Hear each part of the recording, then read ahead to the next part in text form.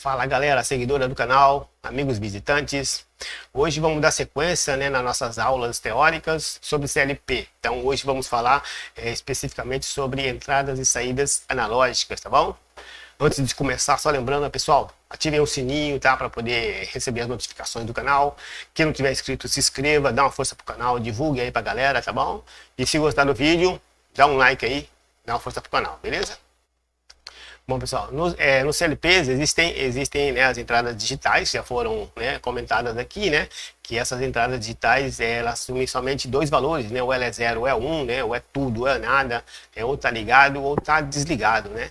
Aí, diferentemente das entradas digitais, existem as entradas analógicas, né? Que já na sua concepção, ela muda porque ela tem, assim, pelo menos, né, no mínimo, dois conectores de entrada, né? Ao passo que a maioria das digitais é só um conector, tá bom? Outra diferença é que os sinais analógicos, ele assume centenas de valores, né? Por exemplo, se tem um sinal de 0 a 10 volts, né, ele pode começar, ele assume 0, 0.1, 0.2, 0.3, 0.4 e assim vai sucessivamente, né? Ele assume centenas de valores, dependendo daquilo que nós chamamos de resolução de entrada ou saída, né? E toda vez que você falar em malha de controle, você sempre vai ter um instrumento, analógico na entrada, instrumento analógico na saída, para poder fazer esse controle aí, tá? Porque ele trabalha com sinais analógicos para fazer essa realimentação na sua maioria, tá bom? E também outra coisa é que essas entradas e saídas analógicas trabalham com sinais padronizados, né? Tipo 0 a 10, né? 0 a 10 volts, 0 a 5 volts, 0 a 20 miliamperes, 4 a 20 miliamperes, 1 a 5 volts, né? Então, esses são os sinais que se utiliza aí nas entradas e saídas, né? Salvo algumas exceções, né? Onde você tem alguns equipamentos bem dedicados para um certo processo, né? E tem CLPs que conseguem fazer essa configuração para você atender esse sinal que não é padrão, tá bom? Quando falamos aí, né? Quando falamos então, né, entradas e saídas analógicas, você tem dois dispositivos que é comum para todo o sistema, tá? Que é os conversores analógico digital e digital analógico, ou seja, conversores AD, né, de analógico para digital, e DA, de digital para analógico, né? A maioria dos sinais encontrados na natureza são analógicos, tá? Então, para processá-los em um sistema digital, você tem que ter esses conversores, tá? E como que acontece isso? Você tem o AD, que é o analógico para digital. Esse sempre está na sua entrada, né? Porque você tem um sinal analógico de entrada, você converte ele para digital, para que o seu processador, né, o seu sistema digital consiga entender essa informação, ok?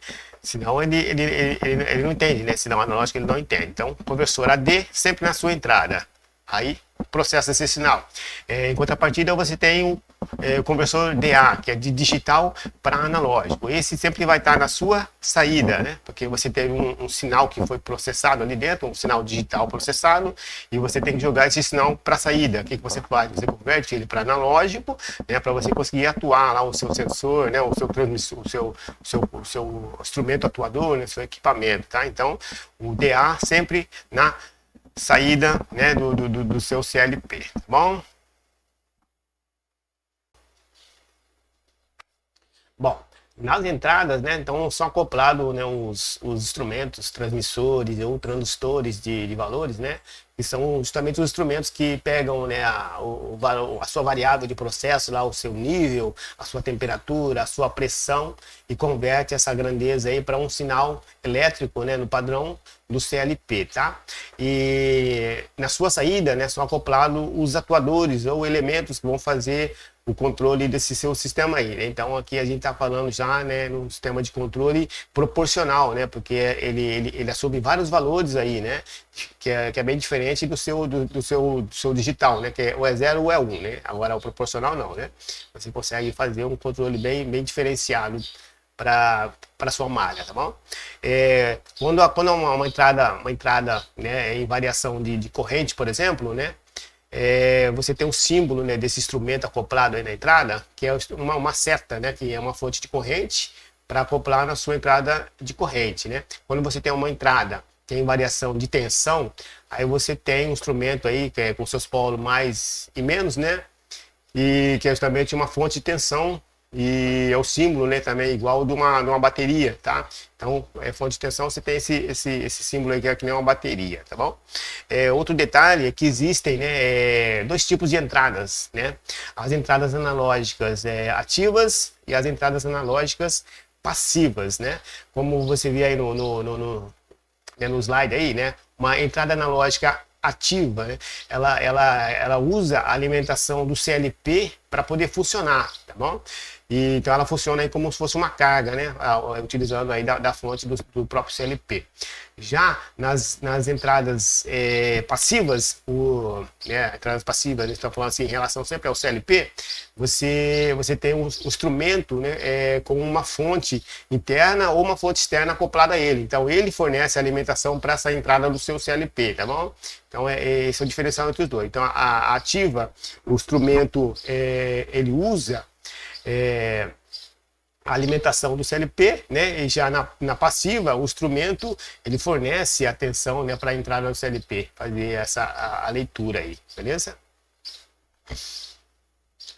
As entradas e saídas funcionam com sinais padronizados, né? Mas o diferencial, né, entre os CLPs, os modelos, os fabricantes, está justamente na resolução dessa entrada e dessa saída, tá?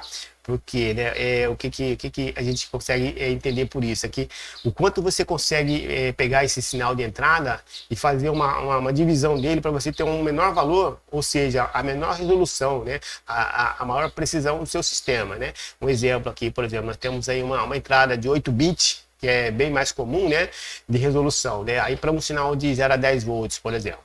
Então, se você pega esse 10 volts, que é o sinal máximo dele aqui, e fizer a divisão por 256, né, que é a resolução de 8 bits, você vai ter aí 0,039 volts de resolução, né?